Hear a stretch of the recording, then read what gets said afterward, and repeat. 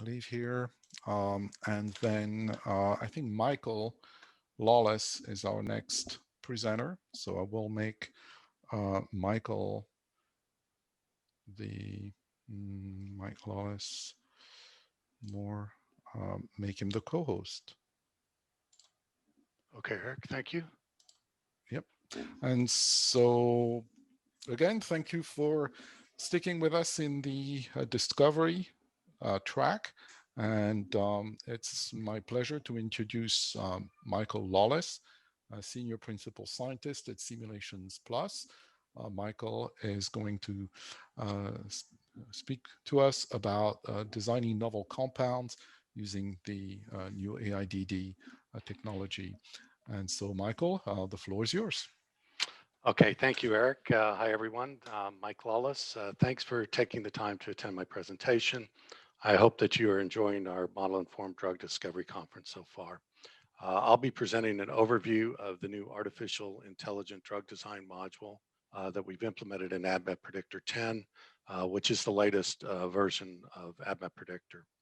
I want to acknowledge my co-authors, David Miller and Marv Waldman, who developed the whole AIDD module and really did a terrific job on it. And so I stole a lot of their slides and parts of their presentations here. So I'll be discussing designing novel compounds with optimized target activity and ADMET properties using the AIDD module.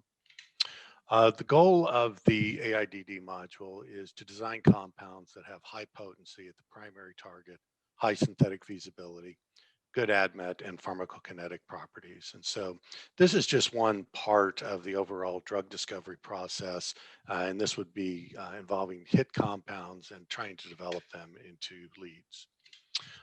So this next slide just shows the AIDD workflow.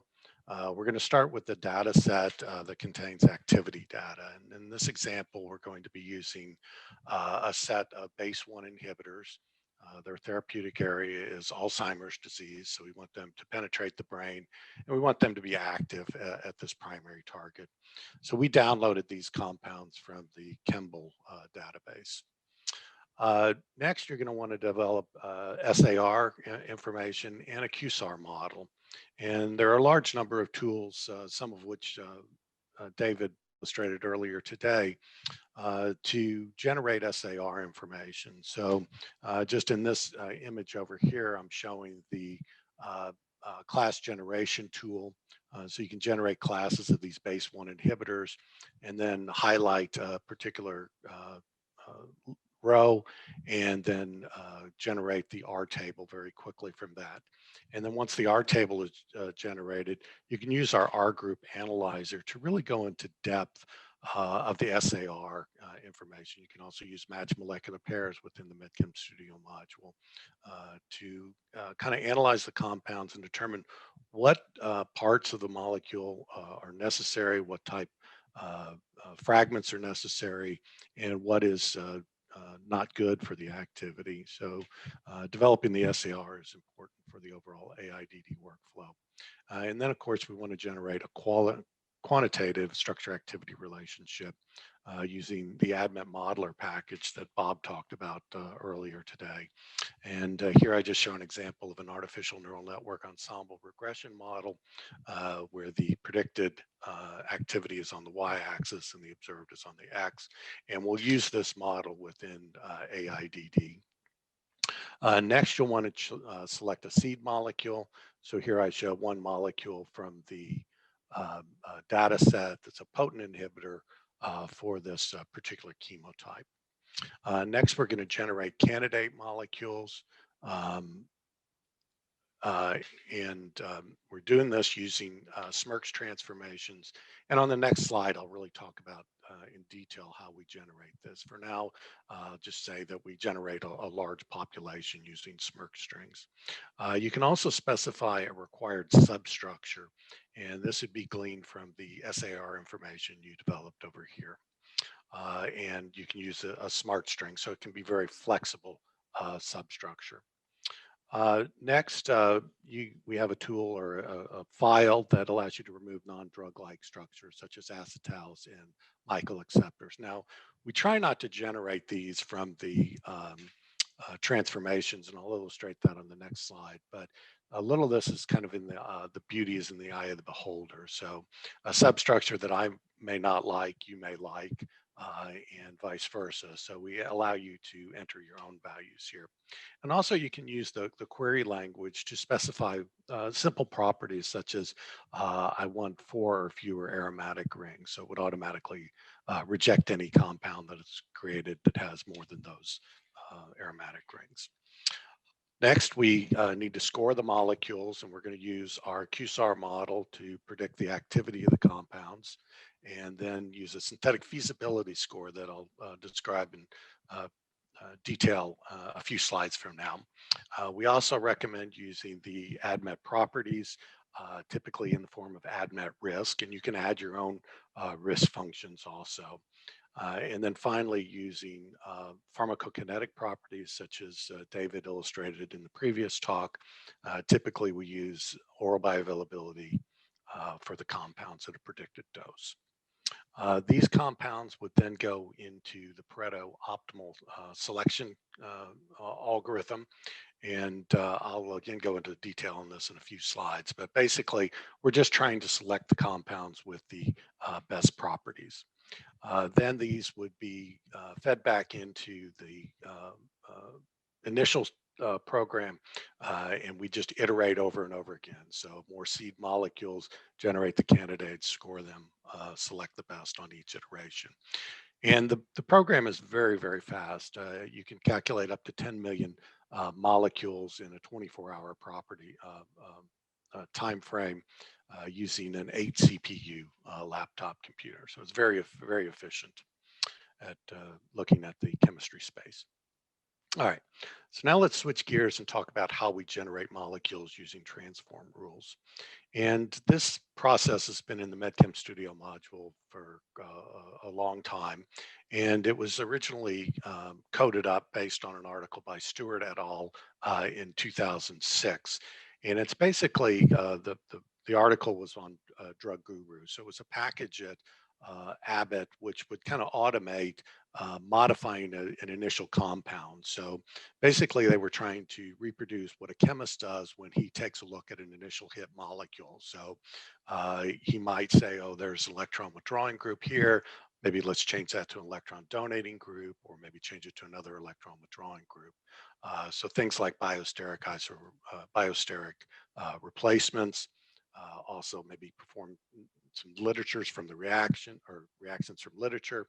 And then we've augmented this with what we call chemical intelligent mutations. And the big thing here is that we're allowing the flexibility of the user to change these models or default rules.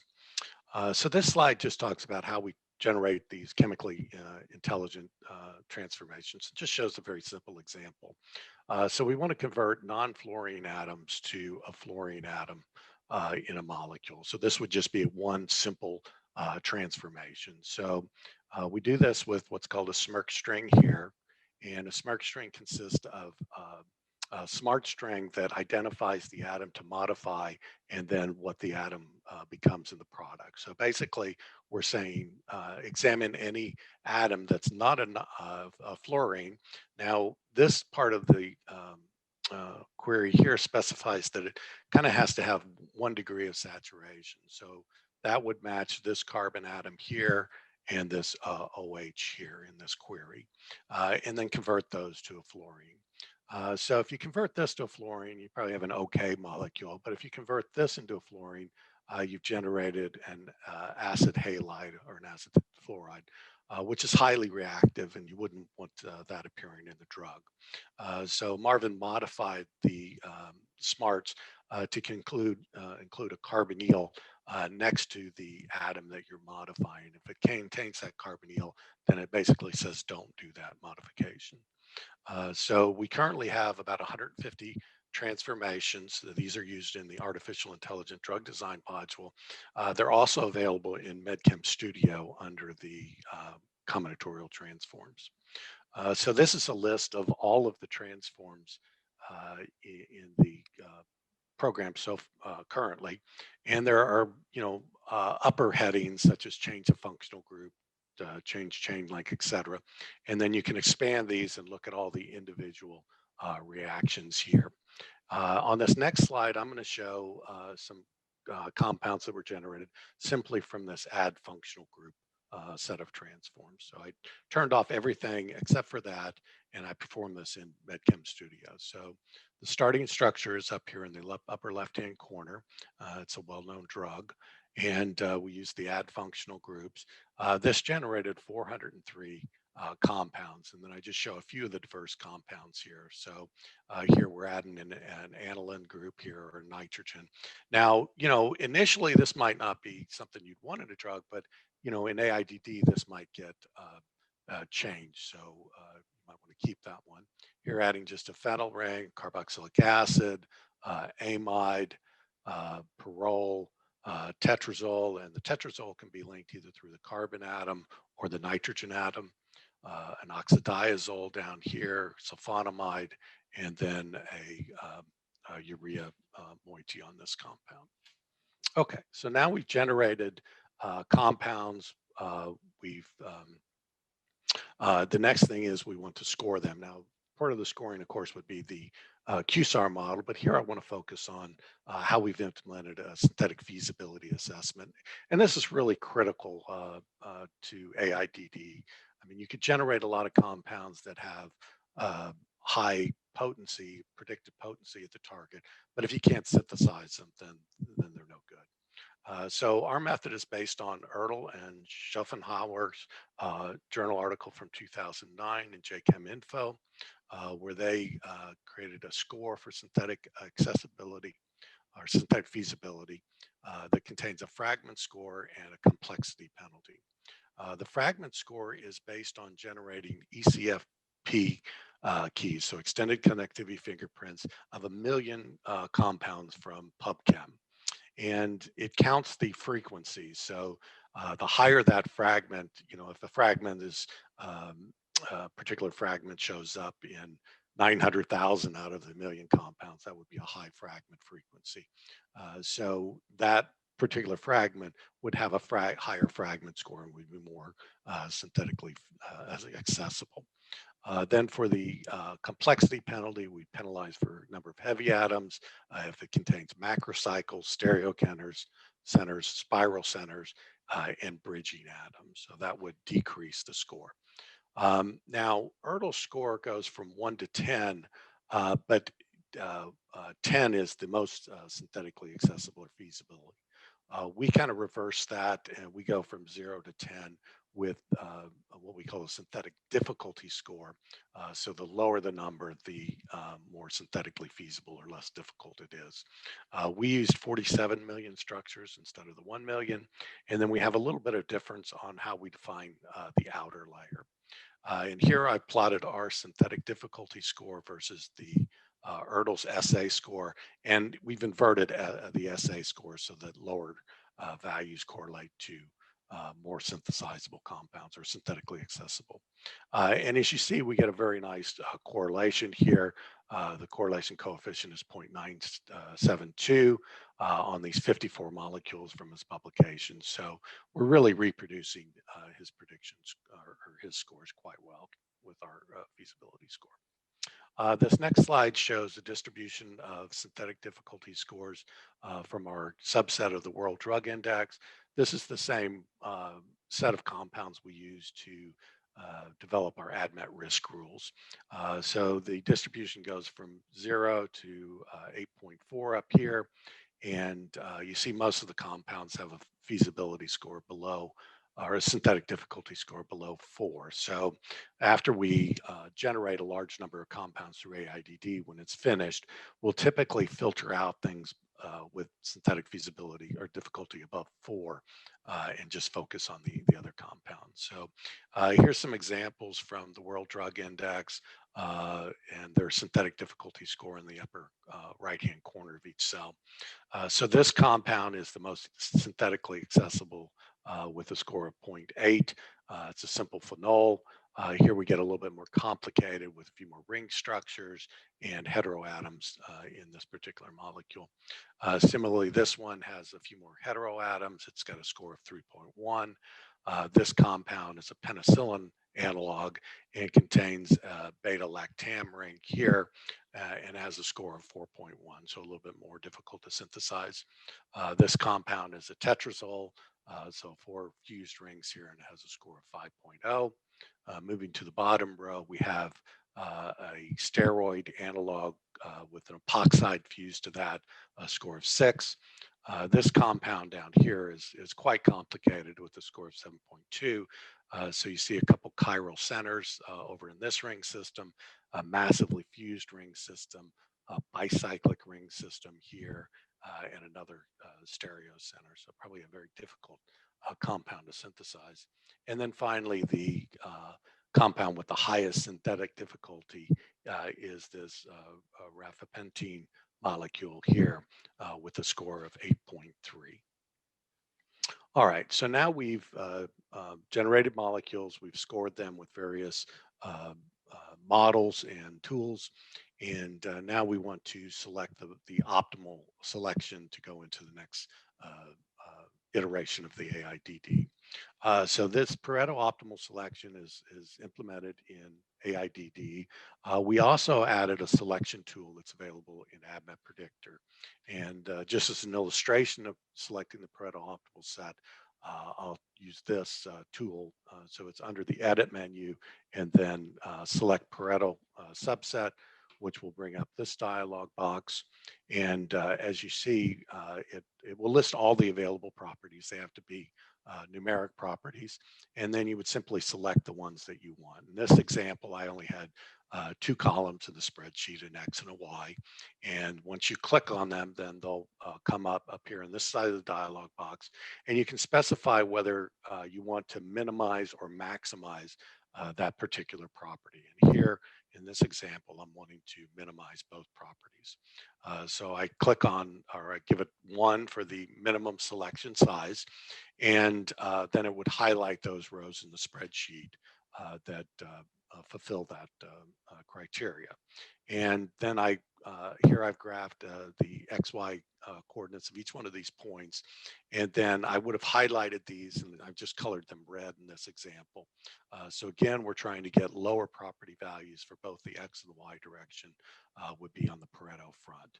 And the definition of a Pareto compound is one in which no other point is better in it than in all the properties. So if we start up here with this particular point here, this has the lowest X coordinate value. So it is the best in the X direction. So it's obviously selected first. Then if we move down to this compound here, or point, it's a little bit to the right of this point. So it doesn't have quite as good of X value, but it's got a better Y value than this one. So that's also on the Pareto front. And then this molecule similarly doesn't have as good an X direction as these two, but it's better in the Y direction. Similarly, you can work your way down through all of these highlighted points here. So I just draw this red bar here to represent the first Pareto front, and then this is the second Pareto front. So these would be selected second. And then, you want to be careful with AIDD and not, we say a minimum selection set. And so some of these maybe that are scoring up here on the next iteration of the optimization, it may make a change that moves them down here. So we want to keep a fairly large population size here. All right. So as Marvin started experimenting with the program, he saw that the program could generate compounds that were out of the applicability domain of the model. And on this slide, I just show the applicability domain as we define it. Bob also mentioned this earlier, but it basically takes the minimum and maximum value of each descriptor in the model and uses that as the criteria. And then we add kind of a 10% border around that. So any point here in blue would be inside the applicability domain of this simple model. And then any point in orange is outside the applicability domain of the model because either in one descriptor space, sometimes in both descriptors, it is outside this 10% buffer. So once we apply these rules, so this was an early run where Marvin was trying to optimize this property HIVI-ST, and it's a PIC 50 for inhibiting this strand. And the higher the value, the more active the compound is. But these are all out of scope. So by default, we're applying a penalty of 10 to these, which would lower their score and make them less attractive to the Pareto optimization. When we input our initial model, we recommend that you use PIC 50, where the higher the value is, the more active the compound, and then this allows the penalty to be subtract 10 from that. Okay, now the flip side of the coin is values that are very low, such as these examples here in the synthetic difficulty score that have a score of 0. So they're very simple molecules. So if they were generated and you were looking at synthetic difficulty as a parameter, then these would be on the Pareto front. And we kind of wanted to avoid that somewhat because these are very simple molecules and they're good in one objective, but probably wouldn't be very active at your target.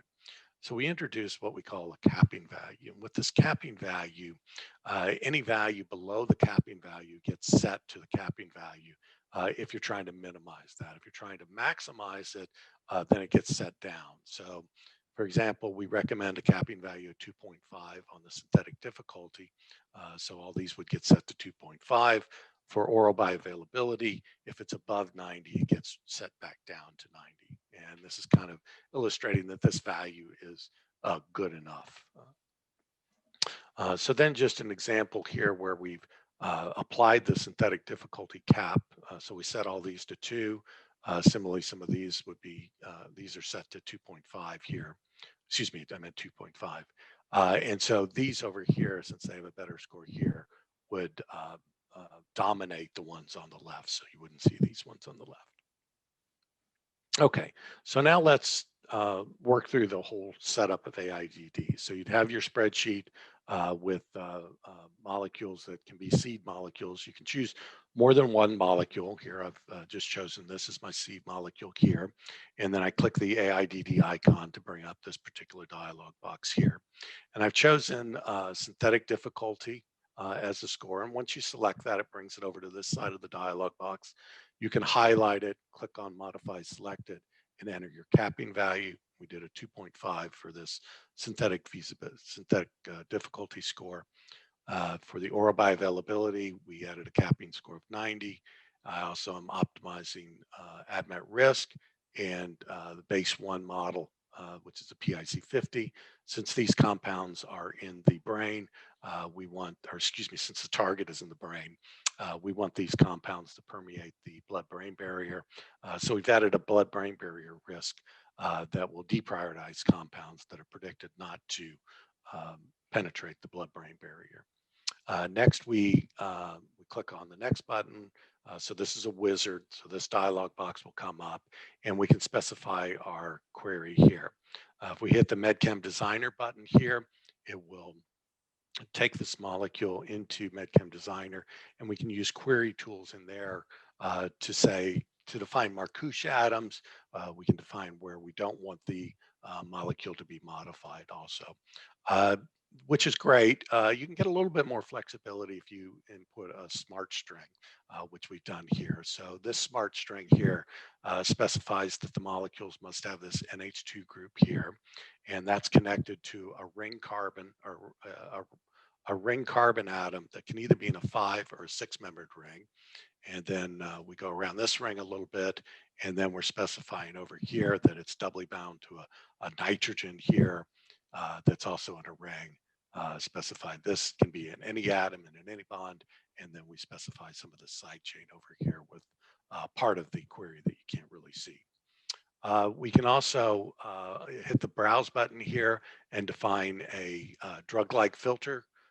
Here we have a default file that we automatically use within ADMET Predictor. You can take that file and modify it and add your own drug-like filters.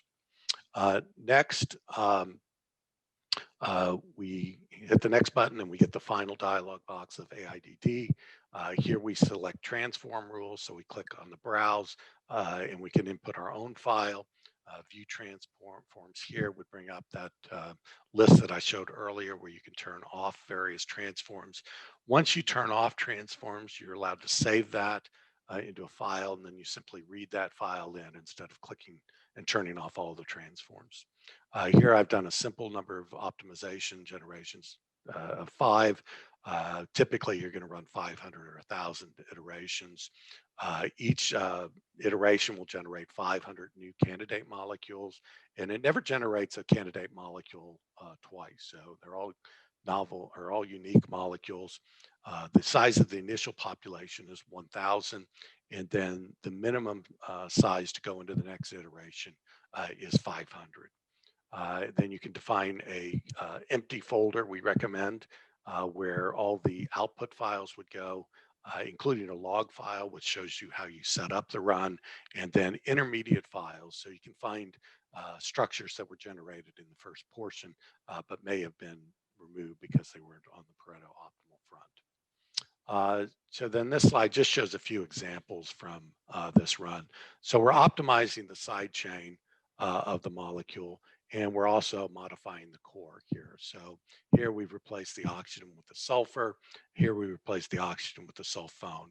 And incidentally, this modification really improved the potency over the initial pure or morpholino type molecules. So you get a little bit more activity out of the sulfonamide there. Here we're moving the sulfur next to the amidine group, kind of making a thioguanidinyl type group. Here we've added a carbonyl next to the a sulfur where we replace the oxygen with a sulfur. And then down in this corner, we simply replace the oxygen with a carbon in the scaffold. So in summary, we wanted the AIDD module's goal is to generate molecules that have high predicted activity based on a Qsar model. We penalize out of scope predictions. And incidentally, we're also penalizing out of scope predictions in the ADMET risk properties too, so that they get penalized and would be kind of deprioritized. We want highly synthetically feasible compounds. And we do this based on an algorithm where it counts fragments from PubChem compounds, and then good ADMET and PK properties. So we're using ADMET risk to look at absorption, CYP metabolism, toxicity, and then the HTPK module to look at oral bioavailability. I want to thank you for your time, and I'd be happy to answer any questions. So back to you, Eric. All right. Well, thank you, Michael, for this interesting presentation. I'm looking in the chat and in the Q&A. I actually do not see any questions. If anybody has a question which they have not entered yet, I encourage them to speak up. And if we're just going to give it about a minute or so, which is about what we have. And after that, I will close the session and get the room ready for the next presentation. Thank you, Eric. Thanks to everyone for attending.